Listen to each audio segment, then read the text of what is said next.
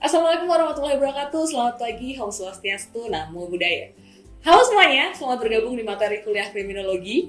Sebelum masuk ke pembahasannya nih, kayaknya alangkah lebih enaknya kali ya kita berkenalan dulu. Karena kan ada pepatah yang bilang nih, tak kenal maka tak sayang.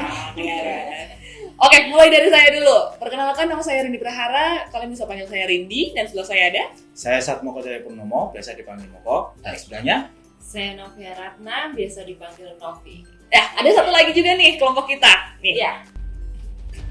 Iya. Saya Haryanto, biasa dipanggil Hari dari Fakultas Hukum Janabadra. Baiklah, pembahasan kali ini mengenai pengantar kriminologi. Kita akan berdiskusi dan membahas ini bersama-sama nih, ya. Jadi kita saling sharing ya kan, karena kita karena kita tidak ada saling menggurui, karena sama-sama belajar gitu. Oke, karena kita akan menerapkan problem based learning, ya. Metode ini merupakan suatu pendekatan pembelajaran yang berusaha menerapkan masalah yang terjadi di dunia nyata. Karena dengan ini, kami mengharapkan teman-teman mahasiswa juga akan dilatih berpikir kritis, serta menemukan solusi atas permasalahan yang akan ditemui. Ya, ini pembahasan pertama gitu kan. Kita akan memulai secara santai gitu loh, enak gitu kan. langsung saja. Iya kan? Kalian siap nggak sih nih? Siap. Siap lah. Biar nggak usah tegang-tegang banget gitu loh. Nanti teman-teman juga yang ikut belajar kita tegang gitu. Cuma sambil menggali kita berpikir ya. Iya, kan kita penerapan problem based gitu kan. Jadi ada permasalahan apa, kita selesaiin bareng. Oke. Gitu. Iya, Mbak Novi udah gak sabar nih pengen berbagi ilmu. Berbagi ya. Iya kita di dong. sini sharing, saling berbagi, kita juga belajar bersama. Oke, pada abad ke-19 permasalahan kejahatan memang telah banyak menarik perhatian para ilmuwan terkhususnya. Mereka tergerak untuk ikut serta mengamati dan menganalisis masalah kejahatan melalui metode-metode ilmiah. Memang pada saat itu kemajuan ilmu pengetahuan begitu pesatnya sehingga para ilmuwan mereka menggali khususnya di ilmu alam, kedokteran, dan biologi. Kondisi kemajuan dalam bidang ilmu pengetahuan ini kemudian meletakkan dasar-dasar peluang bagi pelacakan dan pembahasan perilaku manusia, begitu ya, yang menyimpan dari norma-norma hukum, Khususnya hukum pidana. betul sekali. Ada kriminologi ini kan pembahasannya tentang pidana Ya, gitu kan. betul, Ya. Arindi. Ya, di dalam perkembangannya juga, di dalam perkembangannya juga, pendekatan terhadap perilaku yang melanggar hukum pidana, serta perilaku antisosial dan amoral, gitu kan. Seorang antropolog Perancis bernama Topinard memperkenalkan suatu ilmu pengetahuan yang baru, yang bersumber dari berbagai ilmu yang mempelajari masalah kejahatan sebagai masalah manusia, yaitu ya ini tadi kriminologi. Ya. Oke. Berarti di sini kriminologi itu dalam konteksnya kriminologi ini menghimpun berbagai kontribusi dari berbagai ilmu pengetahuan guna memberikan penjelasannya tentang sebab-sebab timbulnya kejahatan, pelaku kejahatan serta upaya penanggulangannya sebagai wujud dari reaksi sosial terhadap kejahatan dan pelaku kejahatan atau penjahat yang kita sebut penjahat. Iya, baik. Semua itu lebih merujuk pada pengertian bahwa kriminologi adalah ilmu pengetahuan tentang kejahatan dan penjahat. Maka tentunya tugas dari kriminologi tidaklah sederhana ya Mbak Indi dan Mas Koko.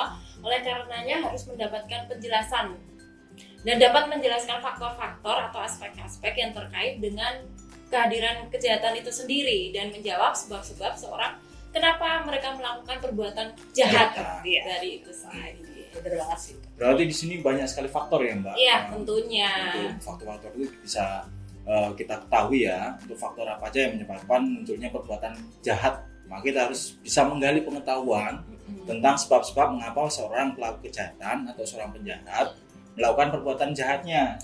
Dengan kata lain, dengan pelajari kriminologi, seseorang tidak hanya dapat menjelaskan masalah-masalah kejahatan, tetapi juga diharapkan akan dapat mengetahui dan menjelaskan sebabnya, mengapa kejahatan itu timbul dan bagaimana pemecahan masalah dalam setiap kejahatan itu. Yes. Makanya di sini kan kita juga menerapkan problem based learning tadi ya kan? Ya, betul sekali. Jadi ada permasalahan, kita cari gitu ya. Iya, secara kriminologi ini juga diambil dari bahasa Inggris loh, yaitu criminology. Ya, kriminologi berasal dari juga bahasa Latin kan, yang terdiri dari dua kata, yaitu crimen yang berarti penjahat dan logos yang berarti pengetahuan. Dengan demikian, kriminologi dapat diartikan sebagai ilmu pengetahuan tentang kejahatan atau penjahat. Iya, Kak. Ya. Sutherland 1960 dalam bukunya yang berjudul Principle of Criminology mendefinisikan kriminologi mencakup berbagai aspek yang berkaitan dengan undang-undang, dimulai dari proses pembuatan undang-undang tersebut, pelanggaran terhadap undang-undangnya, dan reaksi masyarakat terhadap pelanggaran undang-undang. Ya, ketiga buah aspek ini terjalin satu sama lain. Perbuatan tertentu yang dianggap oleh masyarakat ataupun negara sebagai perbuatan yang tidak disukai. Itu kan biasanya didefinisikan sebagai kejahatan, ya kan? Misalnya pencurian, pembunuhan, mengambil nyawa itu kan kita biasanya sebut dengan pembunuhan, gitu ya. Mengambil barang milik orang lain kita sebut dengan pencurian, gitu. Meskipun terdapat ketentuan-ketentuan ini, namun beberapa orang tetap melakukan itu sebagai perbuatan kejahatan. Ya, masyarakat ataupun negara akan bereaksi terhadap perbuatan-perbuatan jahat, ya kan, seperti memberikan pidana atau hukumannya, pembinaan atau pemasyarakatannya, biasa kita sebut, dan dengan melakukan tindakan-tindakan pencegahannya, ya kan. Ya, hubungan interaksi ini adalah merupakan objek studinya dari kriminologi. Oke, kita sekarang akan belajar ilustrasi nih. Kita kemarin kan sudah ini ya, berdiskusi untuk ilustrasinya, biar kita gampang gitu kan memetakan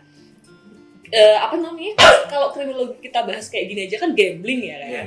Ya, ada gambar nih di atasnya. Ada gambar nih, iya. Ada gambarnya nih, ya kan. Coba lihat dulu, perhatikan dulu secara visual ini, gitu kan. Ya, itu merupakan ruang lingkup atau objek studi kriminologi. Ya, coba lihat gambar di atas, gitu kan. Coba analogikan dulu, gitu. Tapi kita kasih kesempatan dulu kayaknya ke teman-teman ya. Iya dong. Biar kita sama-sama berpikir berpikir kritis dulu, gitu kan. Jadi nggak cuman ngelihat doang nih, mendengarkan doang, cuman kita melatih juga untuk berpikir kritisnya itu tadi. Ya kan? Kita tunggu dulu kayaknya 10 detik biar mereka juga mengerjakan. Gimana? Oke. Boleh. Oh, Mas Moko kayaknya mau menghitung mundur nih. 10 detik nih. Oke, baik kita hitung mundur ya dari Belajar anak TK dulu. biar kita lebih simple ya. Kita hitung mundur mulai dari angka 10, 9, 8, 7, 6, 5, 4, 3, 2, 1. Oke, waktu habis nih. Ya. Tadi kan hitung mundur kriminologi, otomatis kan teman-teman mahasiswa juga sudah mengerjakan ya kan analoginya gitu kan. Ya, kita akan membahas untuk ilustrasi ini, tapi akan dijelaskan oleh teman kita nih. Pak Haryanto, silakan. Terima kasih Mbak Rindi dan rekan-rekan. Lingkaran dengan angka 1 menunjukkan perbuatan-perbuatan yang melanggar norma-norma perilaku masyarakat, termasuk pelanggaran norma-norma perilaku yang telah diundangkan dalam hukum pidana, yaitu perbuatan pada lingkaran dengan angka 2. Dengan demikian, lingkaran dengan angka 2 dapat disebut sebagai kejahatan karena jelas melanggar hukum pidana. Lingkaran dengan angka 1 di luar angka 2 adalah perbuatan-perbuatan yang melanggar norma-norma perilaku masyarakat dan dirasakan merugikan masyarakat, namun tidak atau belum diatur dalam hukum pidana. Perbuatan-perbuatan ini secara kriminologis disebut juga sebagai kejahatan. Sedangkan gambar kotak adalah norma-norma perilaku yang disepakati. Masyarakat dengan demikian, gambar kotak yang di luar lingkaran dengan angka 1 adalah perbuatan-perbuatan yang konformis. Artinya, perbuatan-perbuatan tersebut sesuai dengan norma-norma yang disepakati oleh masyarakat. Wah, Pak Haryanto menjelaskannya secara detail banget nih. Terima kasih, Pak Haryanto. Thank you Pak Haryanto. Kita lebih jelas ya. Ilustrasinya jadi lebih ada gambaran gitu. Pak Haryanto lebih fokus ke kejahatan-kejahatan tadi kan. Berhubungan juga dengan Bapak Haryanto ya. Gitu. Bidang ini ya, pekerjaan Pak Haryanto gitu ya. Oke, gimana nih dengan mencermati ilustrasi yang setelah kita jelaskan, Dapatlah teman-teman mahasiswa secara detail memberikan contoh-contoh kasus yang dapat termasuk pada bulatan-bulatan dan kotak di atas tadi, ya kan? Karena kalau kita cuma latihan analogi juga nggak ada kasusnya kan kayak sama aja. Gak ada contoh ya. Iya, dunia nyatanya kayak gimana sih gitu kan? Tapi itu contoh yang real. Harus banget itu kan, mana-mana perbuatan yang konformis, perbuatan-perbuatan yang melanggar norma perilaku masyarakat, termasuk norma-norma yang diundangkan gitu kan ya, serta kejahatan sudah pasti karena jelas itu semua melanggar hukum pidana.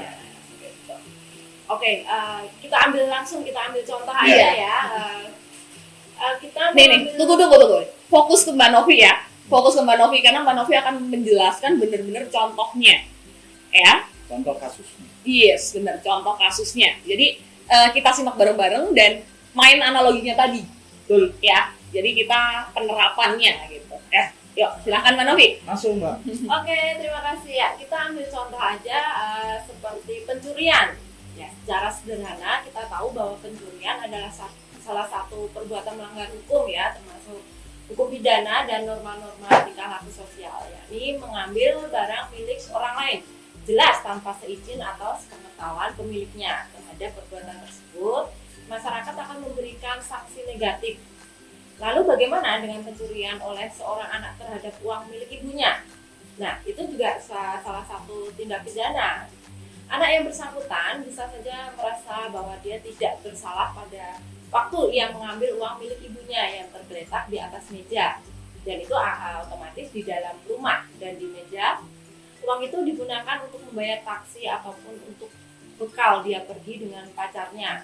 Mungkin si anak menganggap bahwa perbuatannya adalah sesuatu hal yang wajar dan akan dia ceritakan kepada ibunya, entah ketika dia bertemu atau entah esok hari. Namun apapun alasannya, anak tadi telah melakukan suatu perbuatan yang dilarang oleh undang-undang masuk ke hukum pidana ya. Lalu bagaimana reaksi ibu pada waktu si ibu mengetahui bahwa uangnya telah diambil oleh anaknya tanpa meminta izin terlebih dahulu? Apakah ibu tersebut tahu bahwa perbuatan anaknya adalah mencuri? Bisa ini bahwa reaksi ibu tersebut bagaimana terhadap kasus pencurian ini? Katakanlah si ibu tersebut sangat membenci perbuatan mencuri, tapi bagaimana kembali lagi ke reaksi si ibu pada waktu mengetahui bahwa yang mencuri uangnya adalah anaknya sendiri? Ibu tersebut memang benci dengan pencurian, tetapi dia tidak melakukan reaksi apa-apa terhadap pencurinya, yang dalam hal ini adalah anak kandungnya sendiri. Nah, bagaimana ya cara menyikapinya itu? Ya, udah. Itu contoh kasusnya benar-benar Iya. ini banget ya, runtut. Padahal kita juga mungkin pernah melakukan juga, Iya, tapi kita nggak jelas. sadar gitu ya kan. Makanya kita analoginya perbuatan-perbuatan seperti ini. Ya, Apakah saya itu cuma menganggap bahwa ini uang ibunya, Ibunya. dia menganggap nggak apa-apa biasa. di rumah dia sendiri juga Ya, itu gitu masuk ya. tindak pidana ya kak. Mungkin Ya. anaknya itu juga berpikir itu ini uang saku juga ya kan. Ya, Saku. milik. Padahal dia nggak bilang. Belum bilang gitu ya. Oke, kalau teman-teman sendiri coba teman-teman simpulkan dari contoh kasus dan ilustrasi tadi gitu. Gimana pandangan teman-teman juga gitu kan. Kalau tadi dari kita kan tadi udah juga. Tapi nanti kita akan bahas lagi lebih lanjut gitu. Memang dari teman-teman dulu. Iya gitu. Kalau dari aku sendiri ya kayaknya reaksi terhadap kejahatan itu kan senada sama dengan reaksi terhadap penjahat juga ya. Kejahatan dan penjahat nggak bisa dipisahin gitu kan. Kondisi reaksi sosial terhadap kejahatan dan penjahat juga dapat mempengaruhi kejahatan dan penjahat itu sendiri loh.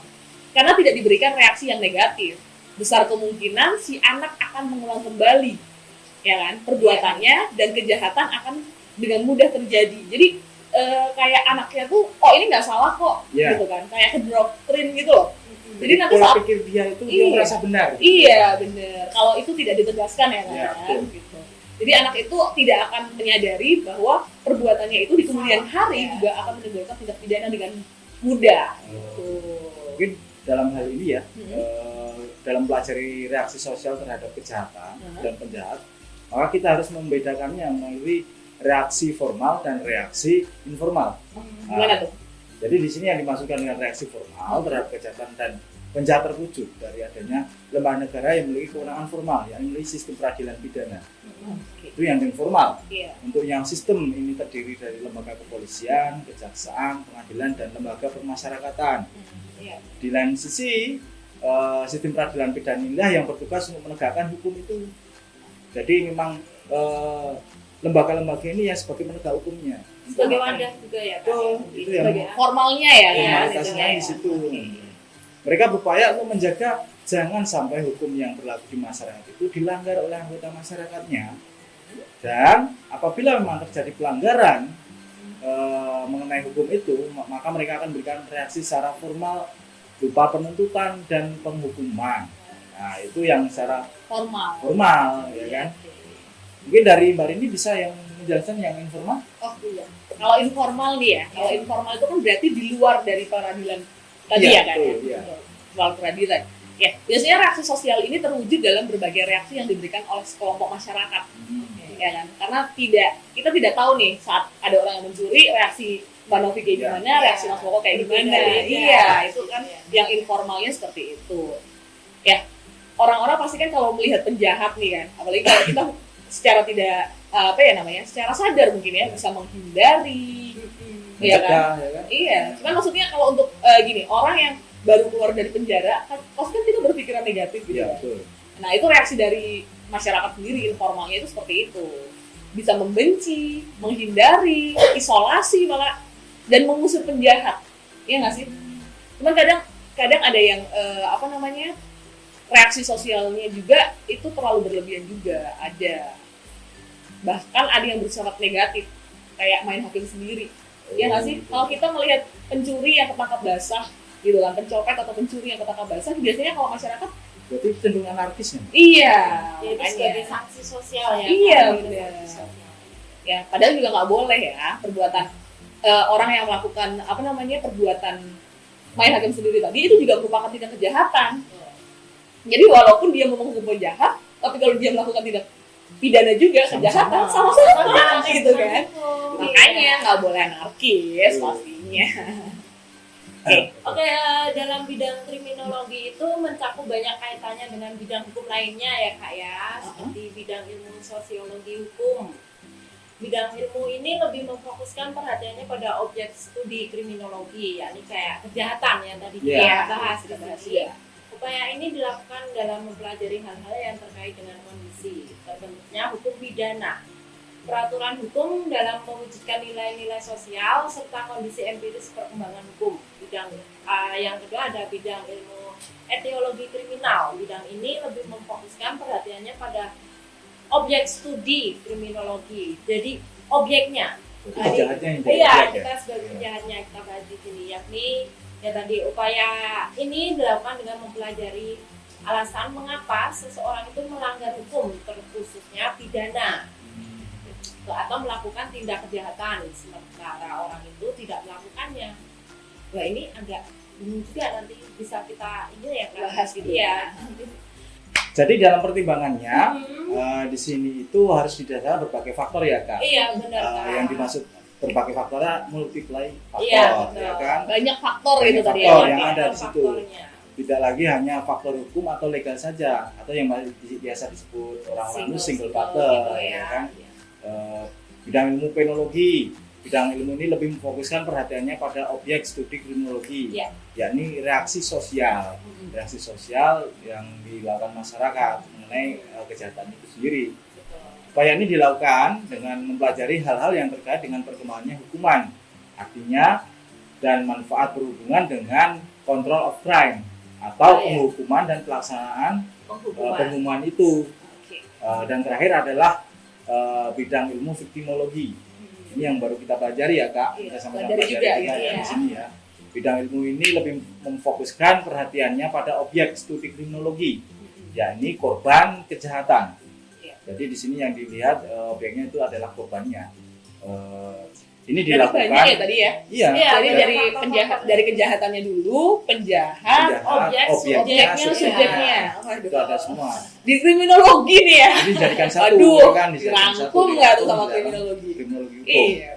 Hal ini dilakukan dengan mempelajari hal-hal yang terkait dalam kedudukan korban dalam kejahatan, interaksi yang terjadi antara korban dan penjahat, tanggung jawab korban pada saat sebelum dan selama kejahatan terjadi. Jadi seperti itu Kakak. Ya, kayaknya definisi-definisi tadi banyak gitu ya. Tapi sebenarnya itu juga masih yang terjadi di masyarakat ya, masih yang kita sampaikan juga. Jadi lebih mudah gitu kan. Yang biasa kita temui. Iya, benar. Ya, dari definisi dan semua ilustrasi beserta contoh yang kita sudah berikan tadi kan, kayaknya kita udah masuk ke ranah kesimpulan nih, ya kan? Ya, kriminologi tidak lagi dipahami sebagai ilmu pengetahuan tentang kejahatan atau penjahat saja, tetapi sudah merupakan ilmu pengetahuan yang mempelajari the world of crime. Jadi semua ilmu dunia kejahatan gitu ya. Iya, keseluruhannya. Atau the whole aspect of crime, keseluruhan aspek juga yang terkait dengan kejahatan itu tadi. Ya, secara definisi juga, kriminologi dapat diartikan sebagai ilmu pengetahuan yang mempelajari kejahatan, penjahat, reaksi sosial terhadap kejahatan dan penjahat, serta kedudukan korban kejahatan itu lagi. Jadi, viktimologi, penologi, iya tadi semuanya masuk gitu kan. Ya, pengetahuan yang dipelajari tadi itu kan saling berkaitan satu sama lain kan ya pasti ya. Yang akhirnya menimbulkan rangkaian pembelajaran gitu. Nah, kita biasanya menyebutnya the world of crime itu tadi yang merupakan fokus bahasan kita dari kriminologi itu sendiri. Ya, gimana? Udah capek belum nih? Belum. Kita nggak ada capeknya. Kita nggak ada capeknya. Belajar ya. Iya. Karena kalau nggak akan ada capeknya. Bener sih, apalagi kita sharing, jadi nggak boring gitu kan ya. Tidak semuanya tentang teori saja gitu. Tapi praktiknya juga ada, realita di lapangan kita juga ada semua. Contoh permasalahan juga ada juga di sini. Tapi kita terhalang oleh durasi juga. Benar sekali. Jadi nggak bisa panjang-panjang gitu kan. Padahal pengennya sih 2 jam ke depan. Aduh, nanti ditagih lagi. Gimana nih? Nanti kameranya off dulu. Oh iya bener, nanti kepanasan kameranya. Nggak boleh lama-lama berarti tetepannya kan. Ya, menarik pasti kan gitu kan. Pembelajaran yang didasarkan ke problem solving gitu kan.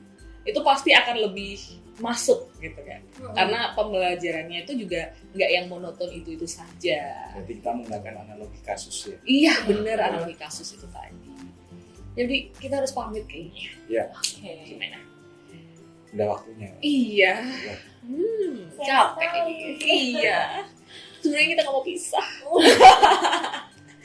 Pasti menarik sih pembahasan mengenai kriminologi, walaupun kita ini masih belajar di depannya aja.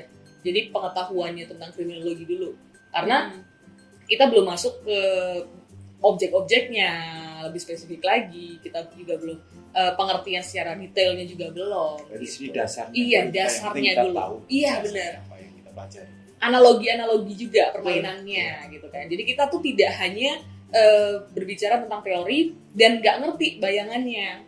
Cuman kan kalau kita udah tahu bayangannya dulu, kita akan gampang gitu kan, akan mudah untuk memasukkan itu ke dalam teori. Ya. Materi kali ini kalian juga bisa baca di modul Teori Kriminologi Dr. Andes M. Kemal Darmawan, MSI, sebagai bahan pembelajaran. Kita juga ucapkan terima kasih kepada teman-teman juga yang udah nemenin kita buat belajar bareng, sharing gitu. Oh ya, satu lagi Ibu Hartanti pastinya, dosen kita tercinta. Terima kasih Ibu Hartanti SHMH atas kesempatannya ya kan memberikan kita untuk memberikan video pembelajaran gitu. Karena kalau Bu Hartanti tidak memberikan tugas juga, mungkin kita tidak se-excited untuk belajar kriminologi itu kan. Gitu ya. Iya benar, lebih menarik, menantang, dan kita suka gitu loh untuk belajarnya gitu. Oke, saya pamit undur diri. Saya Rindi. Saya Satmoko. Saya Novi. Satu lagi juga. Terima kasih rekan-rekan. Satu lagi. Sampai bertemu Kita kembali. pamit undur diri dan sampai bertemu di kesempatan selanjutnya atau materi-materi selanjutnya. Kita nggak tahu nih kalau kita nanti kontrak Next buat time ya. dikontrak buat menyampaikan materi kan. Siapa tahu gitu. Jadi kan. artis. Waduh. Ya sudah. Ya, assalamualaikum warahmatullahi wabarakatuh. Selamat pagi semuanya. Om Swastiastu, Namo Buddhaya. Kita pamit undur diri. Bye.